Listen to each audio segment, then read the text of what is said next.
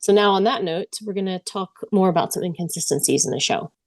So, on the topic of the problem we have with the writing this year, the problem is not just concerning Nick's character retcon and assassination, as we said, but also the fact that when the writing used to be coherent and thoughtful, the past two seasons, so season 5 and 6, were gambling with and ultimately breaking the suspension of disbelief.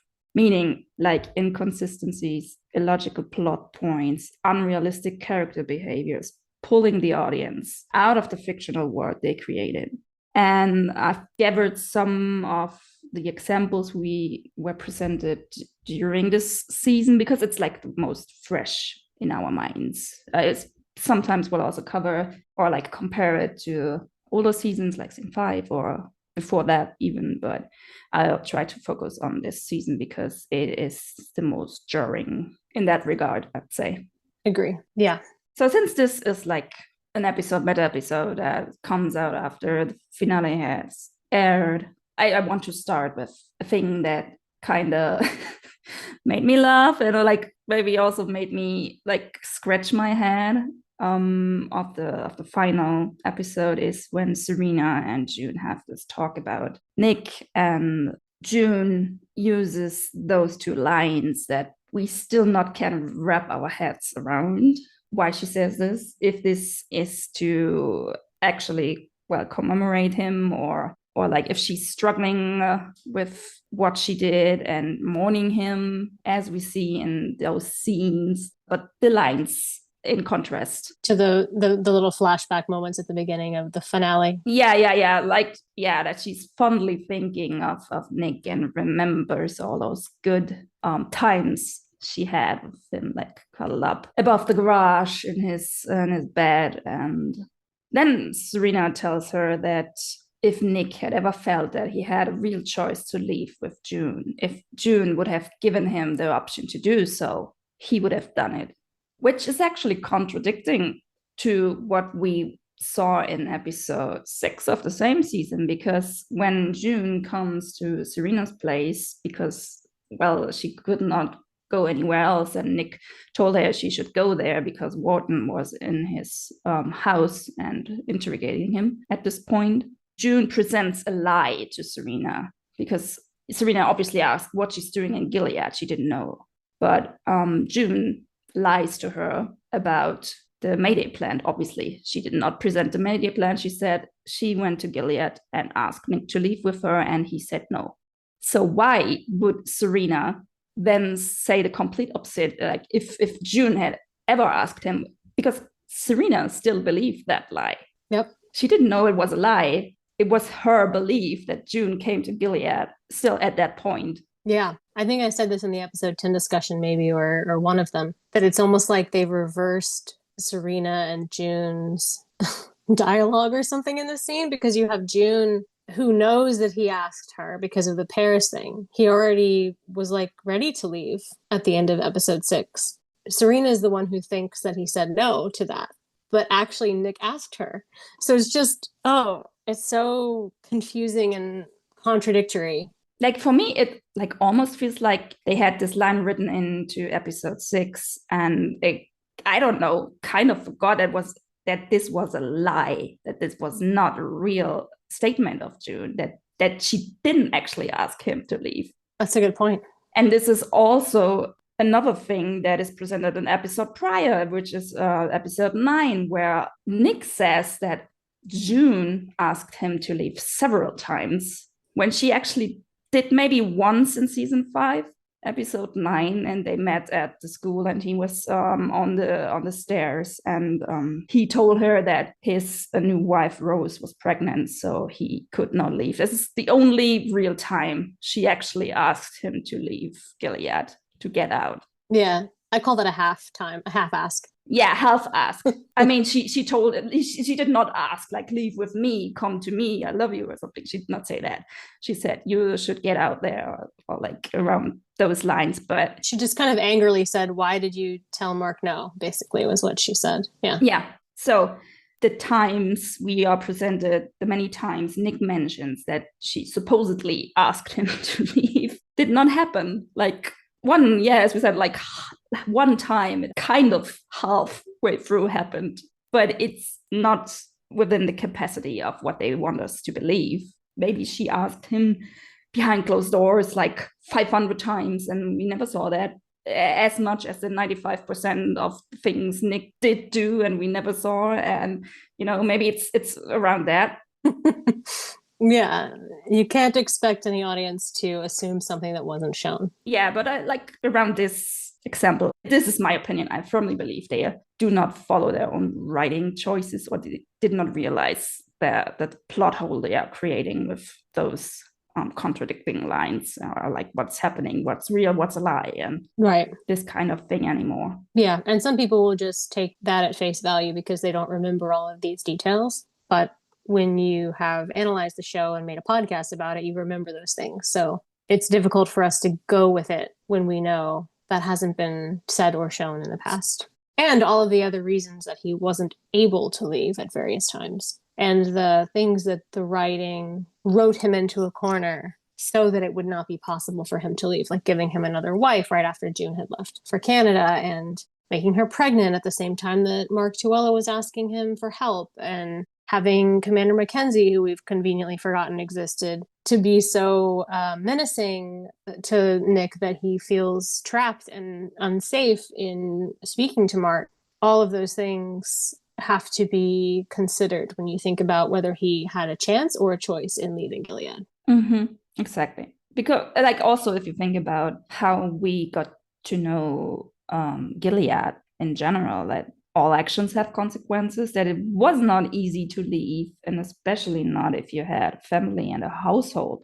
Like, we saw in season 2 whole households getting killed, like mothers, and every single one just for the mere suspicion of having been part of that bombing. Right. So yeah, lots of examples throughout the show of how difficult it is to leave.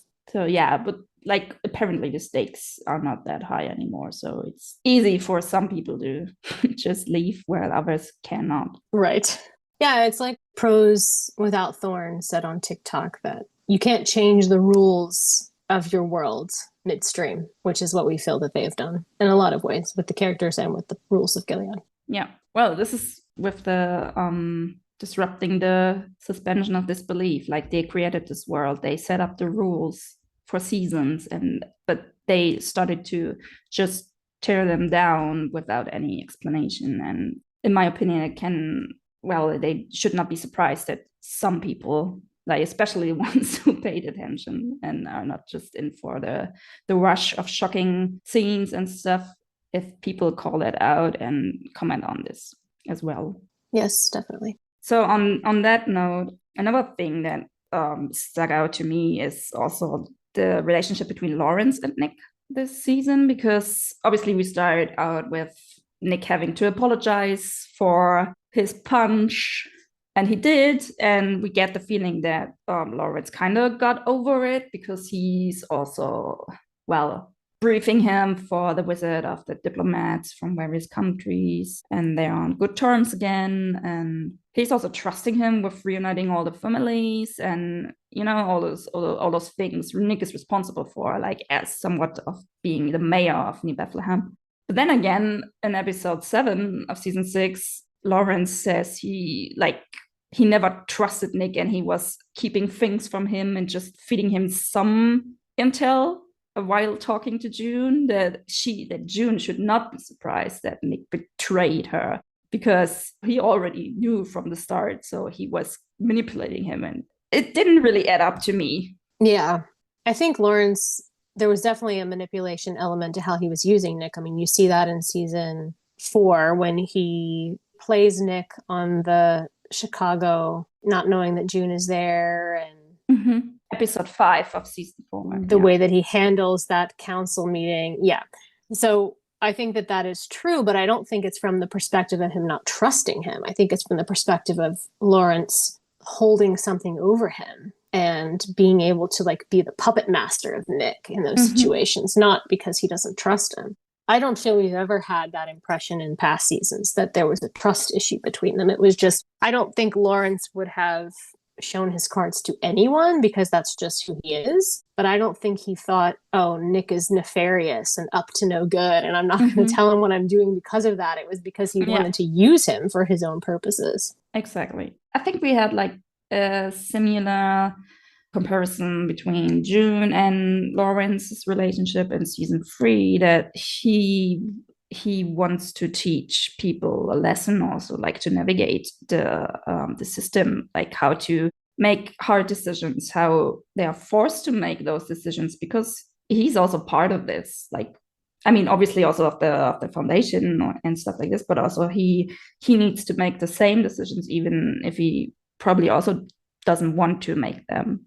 And so I always saw a parallel between June Lawrence and Nick Lawrence. Definitely. So yeah, as you said, it never felt like that he felt threatened by Nick, or that he could not trust him, or as you said, like, yeah, it did not stick. Well, and if anything, if there was anything Lawrence couldn't trust Nick about, it was because of his allegiance to June, not because of thinking that he was doing something against New Bethlehem or against Lawrence. It was all about, Nick's number one loyalty is June and his daughter. So if something that Lawrence does comes in conflict with that, then of course he's going to choose his family over what Lawrence is telling him to do. That much I can understand, and I can relate to what Lawrence is saying on that. But the fact that he's saying this to June and telling her you shouldn't have trusted him, no, actually, June is the number one person who could have trusted anything Nick ever did was always for her. So it's a complete 180 turn on the direction of the trust, the direction of what Nick was doing this whole time, and what Lawrence knew he was doing this whole time. I mean, there were countless times where Lawrence saw Nick fighting against something that was against June. In episode 3 of season 4, where he told Lawrence, like, you owe me and you have to help June not die from what's happening with the handmaids escaping and her being tortured. Like, okay, one example. And Lawrence knew that Nick's allegiance was to June there. He knew that it was to June in the Chicago episode, like countless times that he knows that. He knows that when he punched him at the end of season 5. It doesn't make any sense that Lawrence would think that June, of all people, shouldn't trust Nick. Exactly. Good that we again pointed that out, like the receipts to, to Nick's allegiance to June that Lawrence witnessed. Yeah. Which has also always been an interesting thing because Lawrence had that allegiance to Eleanor. It's true. Like I think that's a thing that Lawrence was able to relate to with Nick a lot. That the love that he felt for his own wife, that he probably also would have wanted to be able to help Eleanor in the ways Nick helped June. Yeah. I think that's maybe a point he admired about him. I think so too. Yeah. Definitely something they could relate on. Mm-hmm.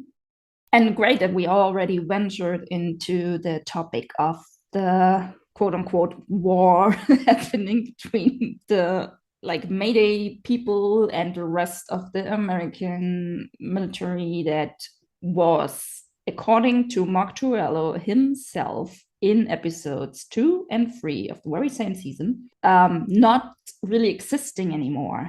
This is the reason why Mark Turello went to Mayday people in general. And Mayday is also not trained military operatives. This is just Nick says that right into his face, that Mayday are just normal people, civilians who had a job and are now sent in no man's land or in the war zone, like Luke and Moira volunteered to do, because the American military did not have any resources anymore, but suddenly they do. Right. Where do these planes come from? Well, I think it confuses the idea of being inspired by regular people standing up against something, because the show presented the reality of that in the first few episodes. You're not trained, you're going against a very hardened military of a totalitarian government.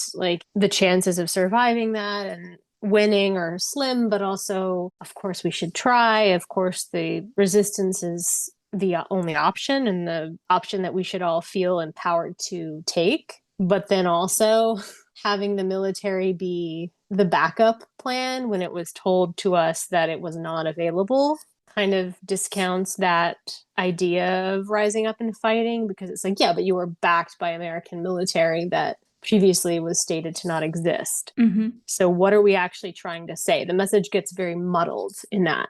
Exactly. I think so too. It's like, I mean, again, it was beautifully shot. I'm not trying to diminish this at all. It's just, it raises question marks around me, as you said, because they want to sell the rebellion of civilians. They want to show us that we can accomplish things if we stick together. But they, at the same time, they reduce this to, on the one hand, mainly the women, and on the other hand, also the fact that actually it wouldn't have changed a lot if, as you said, the military didn't help, if they wouldn't have had that aerial strike on Boston to completely dismantle the city's structure, and also like the killing of the commanders, if that would have never happened. And it was a plan of Trello and his military peeps. It was not a plan of Luke.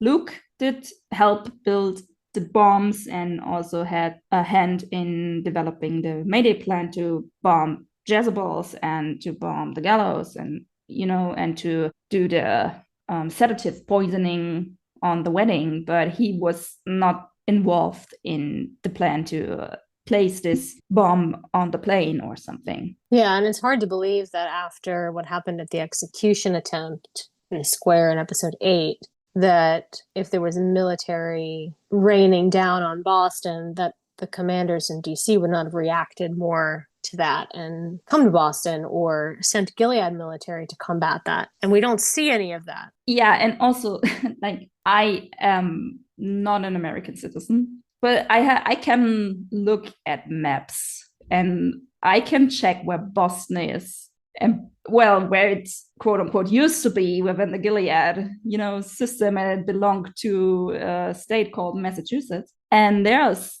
other states surrounding this, but it's within this world. It's a city at a coastline of America, which is not America anymore. It's Gilead. It's just one city.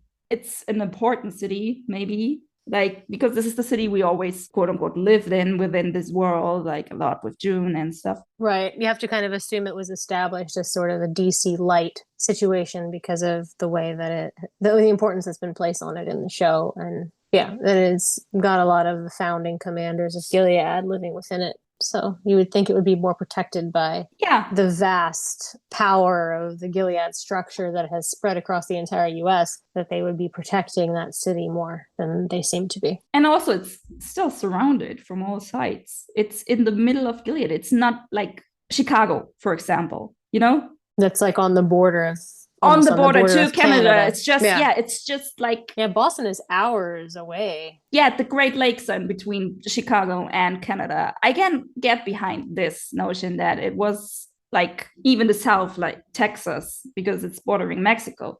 But Boston is, it's like it's surrounded by Gilead.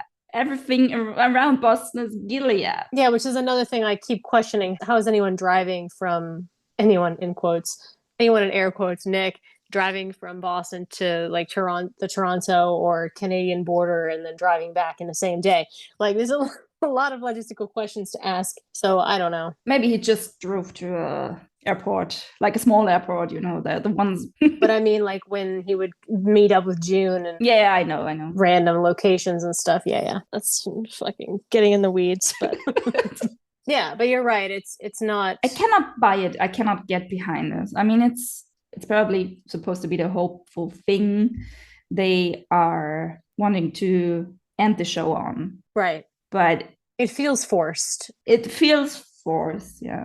Like, this is also something I really don't get. It's like, is she known now? Is she not known? Yeah. Mackenzie knows her. Belle knows her. On site. Yeah. Yeah.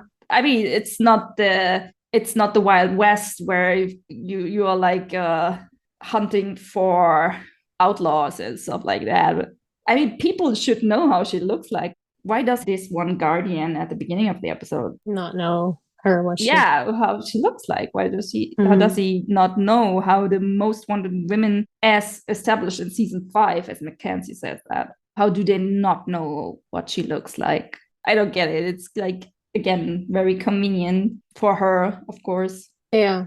They can use the fact that some people recognize her when it's convenient for them to, when it makes an impact on the scene, like with Belle looking up from the phone and seeing her and recognizing her. And then in scenes like with the group of handmaids in the tunnel and they're needing her to step forward to save the life of another handmaid. Like, yeah, they'd know who she was, but they wanted that moment of her sacrificing for the handmaid that they were about to kill in that moment. Exactly. Yeah. But you feel that, you know? Yeah, you feel the inconsistency. Absolutely. Yeah. If it's to just create drama or, you know, a good shot or a scene, it's not good anymore.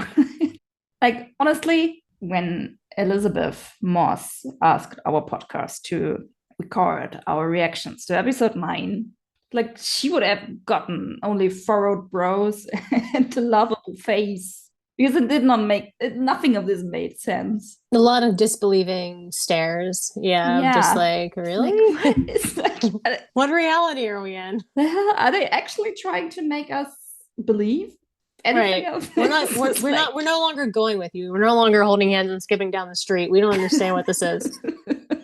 So yeah. Yeah. And what also feels forced is the fact that we then hear the reaction of Gilead, you know, that some commanders are now repositioned to DC and this is their reaction. Like, not the military is reacting. No, it's just like commanders relocating themselves to talk about a reaction like days later. And then suddenly Mackenzie, who is the current quote unquote parent, you know, stealer of Hannah, he got promoted to be a DC commander now. So he will relocate from Colorado, which is like thousands of kilometers or miles, sorry, away Right. from Boston, where the rebellion happened.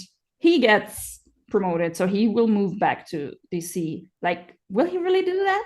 Right. Closer to the person that he has to know played a part in taking down Boston. That is also his kidnapped daughter's mom.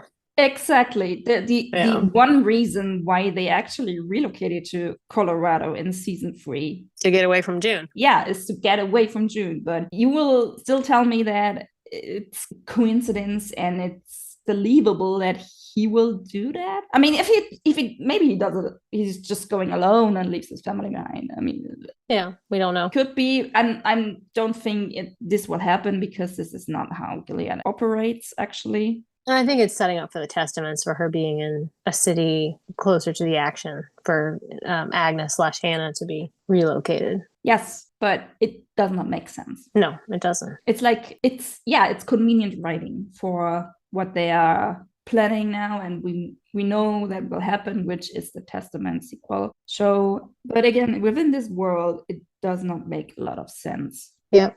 I also keep thinking about how, and this is kind of a tangent, but how Nick and Lawrence were June's closest connections to people in Gilead that cared about her and would help her. And I don't know, there's some kind of weird, cruel, poetic justice in the fact that she killed them and now doesn't have access to the people who would actually want to help her find Hannah. And is that part of the reason why it takes so long? Because she doesn't have that contact there anymore. And she killed her link that was actually working on this for her, even though she was very selfish in using him only for that, using Nick specifically only for that. It's ironic, I guess, that she's killed the people that could help her. Yeah, you're right. Not that I want her to keep using them, but you know. And also, what the fuck is the deal with Nick specifically marrying Rose, whose family is BFFs with Commander Mackenzie and his family? Like that, I know we've been told that was just a coincidence, but dude, no way. That's insane. Right? I mean, he clearly married her specifically to get closer to them, and you can't convince me otherwise. Even Serena pulls her face and he's like, oh, what? Yeah. What she says something I've forgotten now, but like she's like, oh, well, that's a lovely coincidence or like, or how lucky it is for you two to meet right after he said that she's the goddaughter of the Mackenzies. Right. And yeah, somehow out of every single woman in Gilead, Nick managed to marry Mackenzie's goddaughter, and that is an actual Yeah, they just bumped into each other. Total coincidence. Okay, then. Insane. Sure. But the Mackenzies have disappeared anyway, so Right. of course it's a coincidence because, yeah, they're a coincidence. They're not in the show anymore. Yeah, the setup on that was so good. Like, I remember watching, that was one of my favorite plot lines of season 5. Right? When that started happening, I was like, oh, this is sexy. I love this. It was exciting. Oh, might go somewhere. Yeah. Yeah. Like, what a great plot. You would think. You think you introduced something like that? Was that episode 2, I think it was, where they're all at like that dinner party and it's like right at the beginning of season 5. Oh, there's tension running every direction and this is like really intriguing and I love it. Mm-hmm. Yeah. Huge bummer. Number 477, huge bummer. Mm-hmm. And again, it is probably because they may have a different story in the Testaments. I'm pretty sure we knew they were going to do a spin-off back in season 5. Yeah. So you think they would have put in the work and be like, let's plot this out. Exactly. Are we going to use this? Are we not going to use this? Let's not just fill things, random things. Yeah, why set something up that's going nowhere? Absolutely, yeah. So if you are going to take this story into the Testaments, we thought that. I thought, great, they're introducing the Testaments already. You know, we're going to get a bit more like maybe something would happen with Mrs. Mackenzie because we know that's what happens in the Testaments. Mm-hmm. I thought they were going to do that. Yep. And I got really excited because I thought, oh yeah, Nick is going to be involved in that. You know, it's going to be related to his position in the Testament. But no. And honestly, like, why would it have mattered? Like, what was stopping them from having him make an attempt to get closer to them? Like, oh, it failed. He tried, but it failed. Like, they could have still shown him doing that. Do you know what I mean? Like, even if it wasn't going the direction of he got Hannah out or he... Which was never going to happen. No, or like... But yeah, an attempt. Yeah. Yeah, totally. And then he still dies. They could still have killed him, whatever. Like, but at least they could have had that plot go somewhere. Mm-hmm. And it would be so much more satisfying for everybody involved. Like, it's not just Nick fans. Everybody would have been like, okay, well, that makes sense. It does follow the actual story of the show and the books. Yep. What a disappointment, dude. Oh, don't even, like... We don't have time to get into like the blueprint was so good. It was so good. It was so good. Like, you could not mess that up. You could not mess that up. Even things that they wrote, even things that they like wove together in like the later seasons were so good. And they just dropped them. They just dropped them for absolutely right. nothing but shock value. It's so disappointing and it's so cheap and it's so frustrating, but whatever. Yep, for sure.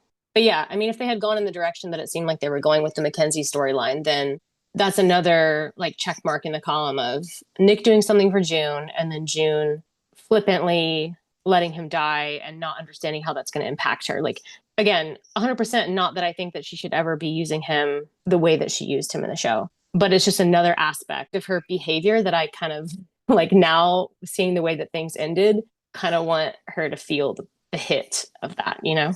Yeah, and I don't know. I would love for June to have to face these consequences. But the question is if this will happen at all. But I guess we will not really find out because we're not going to watch the sequel anyways.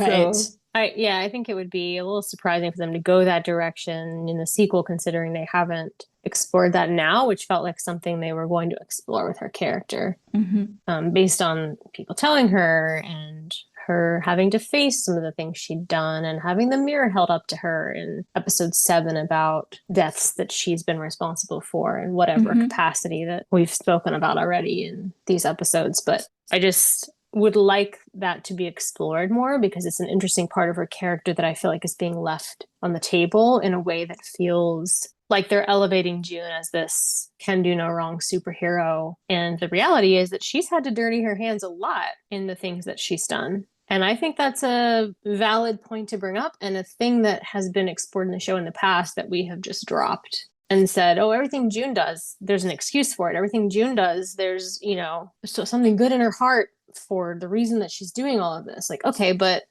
she's hurt people pretty selfishly in the past over and over again, which Mhm. Rachel specifically went into depth on. But like, I just wish that they would address that, because I feel like the show has always been really good at addressing the complications of like, yes, this person is like the victim of trauma. Yes, they've experienced a lot of like hellish things that no one should have to experience, but also having survived that in this world means they've had to compromise their morals, do things they might not have wanted to do, carry guilt and shame for it. I want to see that explored, because that's part of being human, as we've said in other aspects of this, is there's never going to be a clean black and white situation. Everything has duality to it. And I just wish that they had landed that a little bit more in the final few episodes of her dealing with those consequences and dealing with that. Facing her own decisions. Yeah. Maybe. Self-reflection, as Kimberly said. I think that would have been nice to see. Yeah, definitely. Yeah. Not that that would make her a bad person. We completely understood that before. No. We understood why she had to do the things she had to do. There were certain things I wish she hadn't done. Of course, she did some like very shitty things, mainly thinking of Matthew, the way she bullied her, but other things throughout the seasons that she's done that have been covered thoroughly within these podcasts. But still seeing her have to face it in a like, okay, I'm going to take on what's happened to me and really examine these parts of myself. And what does this mean? And how is that going to affect how I move forward? That's very interesting to me. Yes. Especially when the show seemed to be, you know, using other characters in her life to hold up a mirror to her behavior. Like the scene with Moira in the Jezebel's room, where she finally goes off on June for treating her trauma and her life like the center of the universe, when Moira and others have been hurting too. And Moira also has that moment in, I think it's episode 4, where she says she's not going to live June's life anymore. And then we have Luke telling her she's being disrespectful to them for not trusting them to take care of themselves. And we have Nick, of course, on the road in episode 7, reminding her that she's also had to do really horrible things to survive Gilead. And even in episode 3, he's reminding her of why he's out there again, you know, risking his life for her and for her family. And she hasn't faced or questioned that. It's just been a given for her to ask him and expect him to do it. So seeing her have to confront those parts in herself was something I was looking forward to happening at the conclusion of the series. And it seemed so logical that that was the trajectory of the season. But they just veered completely away from that after episode 7. Yeah, it was, yeah. I was actually going to say something about like, I couldn't. Oh, no, do if you want. No, it's cool. No, it's fine. It's cool. Yeah. I was like, yeah, that makes me feel things, but I can't be articulated enough to just rage. Comment on it. Yeah. That's exactly it. I was just going to. That makes me feel things. Like, Oh no. Yeah. When I think I'm done, I'm like, I don't want to have an opinion on this anymore, because I do care, obviously I do care. I want not to care, but I want to be done with it. But every time anybody mentions anything, the rage just comes right back up. Yeah, it just comes back up. Exactly. It's like a volcano, like a dormant volcano. It's just waiting. Yep. Yeah. It's not gone. I think it is. I wake up sometimes like I don't even remember. Just Who like gives a shit? I give a shit. Actually, clearly, I do. There was a Tumblr post actually that I reposted where somebody, it was like a meme or something, where they were like, I can't remember the specific thing, but it was basically that. It was like, I don't care at all. Meanwhile, cares a lot. You know, like cares so much that it's ruining my life. Like the Rose meme, were like, I'm fine. Totally I'm fine. not fine. Okay. Yeah. Well, we've gone on for almost 2 hours. It's been 2 hours. Insert the Homer gif of going into the bushes. Sliding into the bushes. Yeah. Well, I think the point from like 45 minutes ago was just that June's self-reflection journey seems to have just totally stalled halfway through season 6 after all this buildup. And yeah, that's just really disappointing. And we had these aspects in earlier seasons. For sure. With voiceovers and the way she was broken mentally over Omar's death and guilted into thinking that she was responsible for it. And the way Aunt Lydia manipulated that in June. Mm-hmm. And of course she had to harden herself to that to survive. But now that she's, you know, in quotes, free and living this life where she's trying to acclimate June and offer it into the same person, I want to see her have to deal with that. I want to see her be like, you know, I did do those things. I'm not going to carry these things as guilt that completely mentally breaks me down the way Aunt Lydia wanted to do, the cruel things Aunt Lydia tried to do to her, but I'm still going to have to deal with that. That's what I wanted to see. Anyway. Yeah, like for me, it also felt like, because in season 5 we explored a lot of her trauma, I think, with like especially after the killing of Fred and going to therapy and Luke's rape and all those things that were triggered through her trauma.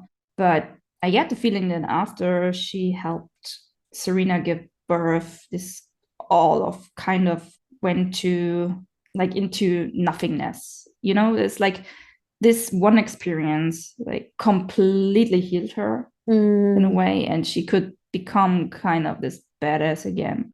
And she still does have like self-reflective traits, maybe. Like I think we see it in episode 3 when Nick and her have this conversation, and she admits that it must be hellish to love her, which is actually something that is self-reflective. Yeah. But it's lost like pretty easily again too. Well, and I think that's why we thought that's what the season was doing, was kind of bringing those elements together of like, here's the things I've done, here's the things I maybe haven't processed about myself, about other people, and it's gonna be messy and maybe a little bit difficult to face, but I'm gonna do that because I want to recover and heal from what's happened to me. And I think her last few episodes were a shift from that in a way that felt inauthentic to the character up until maybe episode 6 of this season. And the fact that we suspected that was where she was headed with her journey and her arc means that they had thought about it and built that, and then they just kind of let it die in the last few episodes. And I feel like they never resolved that, as well as many other things in the show that... Yeah, and this is the thing, like, I mean, in conclusion, the things we've been just talking about, we've been just comparing one season, which mainly is like the same season, episode 1, 2, 5, maybe also 6, and then 7, 8, 9, 10 separately. Like we've putting those against each other because they do not make sense within each other anymore. They are not coherent. And we do not even have to talk about the past seasons, because if you just look at this very last season and compare the very first 6 episodes to the last 4, you can sense the disruption. Yeah. You can sense that it doesn't really make sense anymore. Or like it was rushed. It was a lot of setup for the Testaments, I think. Like they needed to shift certain characters in a certain direction without having much of a development.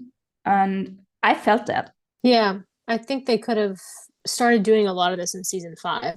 A lot of season 5 felt like treading water, where they should have been setting a lot of this up in. So, yeah. One funny thing of episode 9 also was the fact that June offered to be the getaway driver for Lawrence, I thought. Because, I mean, like, what? They are still within Gilead at that point. I mean, there was this small rebellion at the gallows happening, but like the commanders were all still alive at that point, Yeah, in the airport. I mean, I don't know logistics exactly about that, but the airport's within Boston/Gilead. So she's going into proper Gilead to deliver Lawrence to this flight. Yeah. Yeah. So without a disguise, as the most wanted person within the... Right. How's she crossing back across the border by herself without anything? Just her in a car? Like what? I guess it was easy to get out of Gilead this whole time, and she could have just grabbed a car and driven to the border. Cool. Yeah. I mean, I guess Mayday is stationed at the Boston Globe now, right? So she just has to get there. But if there are still Gilead commanders going to the Boston airport, she's crossing checkpoints and Gilead occupied territory to get from Mayday headquarters to the airport and back. And there's no way she's not getting stopped multiple times and questioned, right? Right. That's how it used to be. Yep. So fucking frustrating. The fact that she goes to the hangar and there's no security. She gets there, no security. There's absolutely not a single guardian there. Like, what do you mean that there's no security? There's no like checkpoints. There's one thing, but there's no one there to like protect these commanders, who have just been bombed and been targeted. Yeah, at the airport. And you know what's crazy about that is if they had just put them there, we wouldn't have been like, June killed Nick, because we'd be like, oh, there's guards everywhere. What was she supposed to do? She could have never done anything, but they're like, oh yeah, she could have. Like, what do you mean? 2 problems solved. And we also know that they weren't expecting him. No. He got on the plane and was like, oh, hello. What are you doing here? Why? What are you doing here? Fancy seeing you here. So no one knew he was there. Yeah. So if she had called out for him, he come off the. Like, no one was looking through the windows either. Like no one realized that he was getting on the plane. So if you wanted to make it look like she didn't have a choice, fucking make it so. Stick the 40 guardians there that should have been there anyway, because that's how Gilead works. Or somebody seeing him getting on the plane. Like all of the other commanders behind him were like, "Oh, hi, yeah, you're on the stairs already. Obviously, we know that you're here." But no, he's the only one to get, because again, it was for shock value. He was there like, "Oh, everybody goes on the plane." Right at the end, that's when we find out he's also boarding that plane. Yep, makes no fucking sense, but sure. With her having, as Tina says, 5 business days to do something about it before he actually gets on the plane. Yeah. Just literally just wave a hand, like when he turns sideways, whatever. We could go on about this for the next year. Nothing. A cough, anything. Any noise, scuff a shoe across the ground, anything. Any noise, he would have turned his head. Yeah. Yep. Yeah. Completely insane. We could literally go insane with this, yeah. We could do a 3-hour podcast just on that. Yeah, on that fucking scene alone.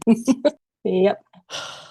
There was something else. I've read something else. I think it was a comment on anyway, something like Elizabeth said, and it's like people acting like blowing up a whole plane made more sense than just Nick shooting the 4 commanders. There was literally no guards. Like he could have just she could have been like, "Hey Nick, let's kill these people," and he were like, "Okay, sure." Yeah, actually, can you go in that plane and shoot them and grab Lawrence and just get in this car? Yeah, exactly, and save Lawrence as well. You can do that, right? Yeah, they blew up a plane for like a couple of dudes. There's 4 people in that fucking plane. There's no one. That's so stupid. Oh, that's such a good point. It's so dumb. Oh, endlessly dumb. Yeah, at least have 40 of them in there or something. There was 4 commanders and no guards.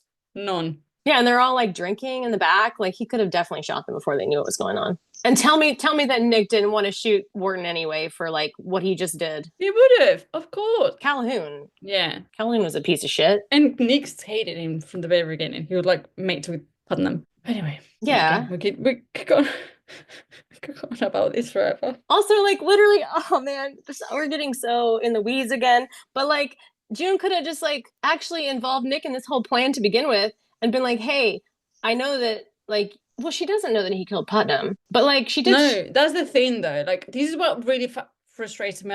Rose tinted glasses. She doesn't know about all of these things he's done behind the flipping scenes. And for her. We've seen this. For her. Or for her and for the greater good. Esther and Esther. everybody else. Yeah, he's been doing these things because that's who he is and who So you're oh no, we romanticized him. No, we didn't. That's not true, June. You're romanticizing him with things she didn't actually see? Yeah, he doesn't know about the flipping letters and that they made a difference. He says they made a difference, but he doesn't know what the fucking difference is. And what he actually did to achieve it. Yeah, oh.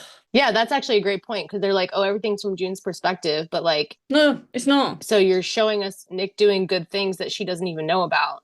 That doesn't match what you're saying. Yeah, no, it's bullshit. Oh, that was a good rant. That felt good.